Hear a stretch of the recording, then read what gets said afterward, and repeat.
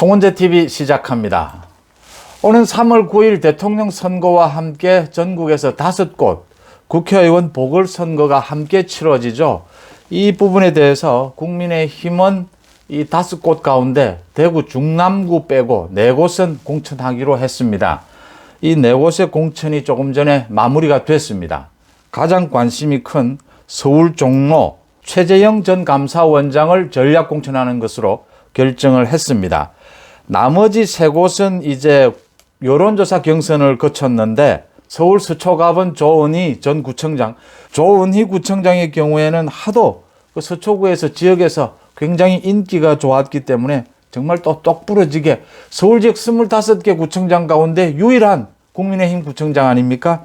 조은희 구청장 같은 경우에는 뭐 무소속으로 나가도 당선이 될 거다 이런 얘기가 있을 정도여서 조은희 구청장이 여론조사 경선에서 공천자로 결정이 됐습니다. 충북 청주 상당은 정우택 전 의원, 경기 안성은 김학용 전 의원 이렇게 결정이 됐습니다. 가장 중요한 것은 이제 최재형 전 감사원장을 종로에 전략 공천을 하기로 결정한 부분입니다.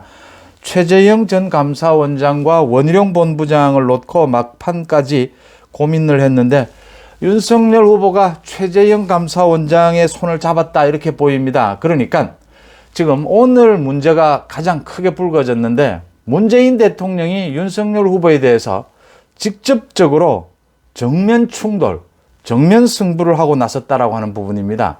이게 우리 정치사에서 없던 일입니다. 현직 대통령이 유력한 차기 후보와 이렇게 정면으로 충돌하는 이런 전례가 없었는데 문재인 대통령이 이렇게 전면에 나선 이런 결정을 한 데에는 역시 이재명 후보를 믿을 수가 없다. 그래서 자신의 지지율을 믿고 문재인 대통령이 윤석열과 정면 승부를 걸고 나섰다. 앞으로 남은 대선은 문재인과 윤석열의 싸움이다. 승부다. 이렇게 됐습니다. 이걸 이재명 후보가 원할 리가 없습니다. 이렇게 되면 이재명 후보는 이제 2선으로 물러나는 셈이 돼버립니다. 윤석열과 문재인의 대결 구도로 가게 되는데 이 구도는 윤석열 후보로서 뭐 피해야 될 이유가 없는 것입니다. 윤석열 후보가 지금 야권의 대표적인 대선 후보, 그 다음 가장 전체로서도 가장 다음 차기 대권에 가까이 가 있는 그 이유, 그 시작이 문재인 정권과 윤석열 후보가 맞섰기 때문입니다. 문재인 정권이 지금 적폐청산을 가지고 이렇게 발끈한 것처럼 굉장히 뭐 분노했다 이런 말을 하는데 문재인 정권의 지난 5년 동안 국정과제 제1호가 적폐청산이었습니다. 입만 열면 적폐청산을 내걸었습니다. 자신은 국정과제 5년 동안 내내 한 일이라고는 적폐청산, 그것도 제대로 되지 않는 그런 정치 보복만 해온 문재인 정권인데 윤석열 후보가 오늘 문재인 정권, 문재인 대통령이 사과하라는 말에 아주 기막히게 그 말을 되받았죠. 정중하면서도 기막히게 꼬집었죠.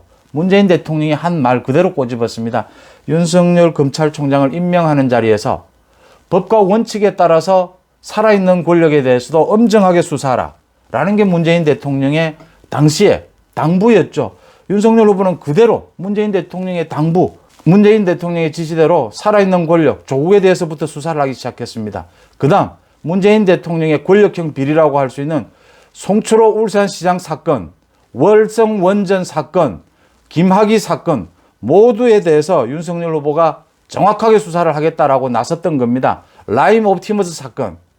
이 모든 권력형 비리, 문재인의 권력형 비리에 대해서 문재인 대통령이 추미애 장관을 앞세우고 조국 법무부 장관 모두를 내세워서 친여 그 검사들 다 내세워가지고 다 틀어막았던 겁니다. 윤석열 검찰총장의 인사를 가로막은 게 몇 번이며 수사 지휘권이 발동된 게 몇 번이며 윤석열 검찰총장을 찍어내기 위해서 10몇 가지의 혐의를 걸고 가전 혐의를 덮어씌워서 결국은 윤석열 검찰총장을 찍어내려 하다가 실패했지 않습니까? 그 과정에서 많은 국민들이 안 되겠구나. 문재인 정권은 심판해야 한다. 문재인 정권은 교체해야겠구나. 그 주역으로서 윤석열 후보가 떠오른 겁니다. 그런데 이제 와서 윤석열 후보에게, 윤석열 후보는 오늘 문재인 대통령이 사과하라는 말에 사과를 할 일이 아니지 않습니까? 법과 원칙에 따라서 문재인 대통령과 자신의 생각이 꼭 같다. 사실은 윤석열 후보가 비꼰 것이죠. 살아있는 권력에 대해서도 법과 원칙에 따라서 엄정하게 수사하듯이 문재인 정권에 대해서도 법과 원칙에 따라서 시스템에 따라서 문제가 있으면 수사하게 될 것이다. 그건 원론적인 부분이다라는 겁니다. 윤석열 후보가 중앙일보와 그 인터뷰를 했는데 제가 그 인터뷰를 하기 전에 저의 의견을 물었다면 저는 그런 내용을 윤석열 후보가 정말 하고 싶었던 말이다 이렇게 보이는데 윤석열 후보가 그 적폐청산이라는 말 거기에 더 플러스해서 한동훈 검사장을 지목한 것이죠. 한동훈 검사장 같은 경우에는 뭐 독립운동을 하다시피 탄압을 받고 있고 그걸 바로잡기 위해서 노력하고 있다. 이런 부분에 대한 이야기를 굳이 이 대목에서 이 시점에서 정치는 타이밍이지 않습니까? 지금 윤석열 후보가 상당히 앞서가고 있는 이런 대목에서 굳이 그 이야기를 적폐청산 이야기를 할 필요가 있느냐? 저는 그렇게 판단을 했을 겁니다. 그렇지만 이 정치라고 하는 것이 어떤 판단을 내리면 이 어느 쪽에 도움이 되느냐 또 손해가 되느냐 그 차이가 크지 않을 수가 있습니다.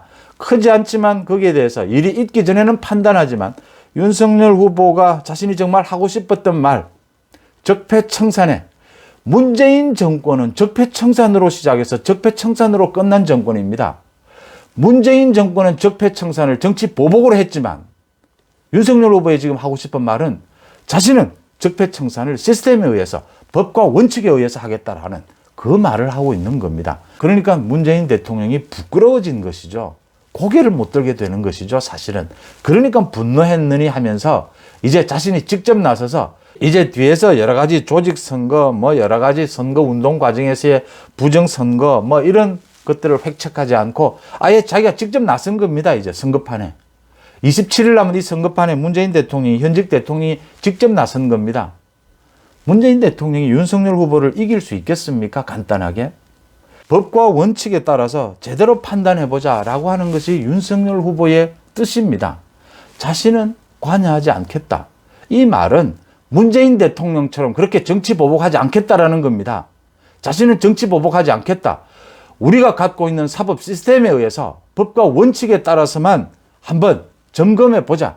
문재인 정권이 가로막아온 그 권력형 비리, 지금 이재명의 대장동 비리, 모든 것을 법과 원칙에 따라서 한번 그 기준으로 점검해보자, 체크해보자라고 하는 겁니다. 노무현 전 대통령 이야기를 하는데 노무현 전 대통령의 경우만 알고 자신이 저지른 이명박, 박근혜 대통령을 수감시킨 자신이 한 일은 생각지 않습니까? 어떻게 해서 이러니까 내로남불 소리를 듣는 거죠. 내로남불, 문재인 정권, 내로남불 그대로입니다.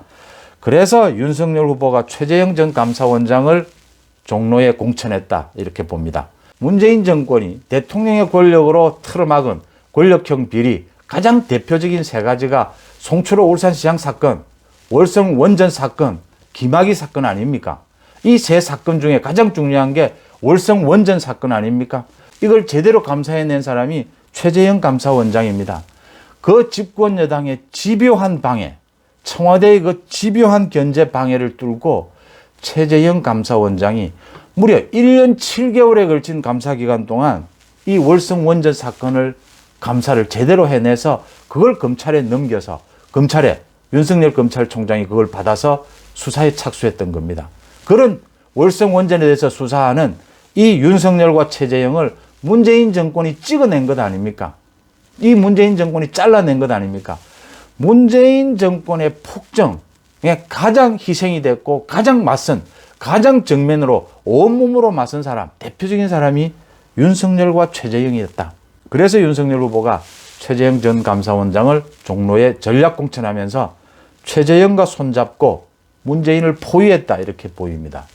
문재인 대통령이 이렇게 대선 막판에 전면에 이렇게 등장하는 것, 이 판단, 이게 옳으냐 그러냐를 떠나서 문제는 가장 중요한 것은 제가 말씀드렸다시피 굳이 윤석열 후보가 이 적폐청산 이야기, 이 이야기를 하기 전, 이 인터뷰를 하기 전이었다라면 제 판단으로는 아마 말렸을 겁니다. 하지만 지금은 이렇게 윤석열 후보가 정정당당하게 자신의 생각을 밝힌 만큼 거기에 대해서 또 문재인 대통령이 뭐 분노한다라고 하면서 사과하라 이렇게 정면 승부를 걸어온 만큼 이제 중요한 것은 자기가 판단하고 결정한 부분을 밀어낼 수 있는, 밀고 갈 수 있는, 밀고 가서 이겨낼 수 있는 추진력입니다.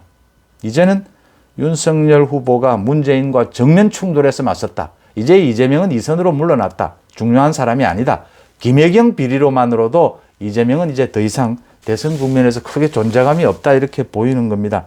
윤석열 후보가 최재형과 손잡고 지금 정면 승부를 하자라고 달려드는 문재인 대통령에 맞서서 대선 막판 어떤 승부를 보여줄지 한번 여러분들과 지켜보도록 하겠습니다. 여기서 마치겠습니다. 고맙습니다.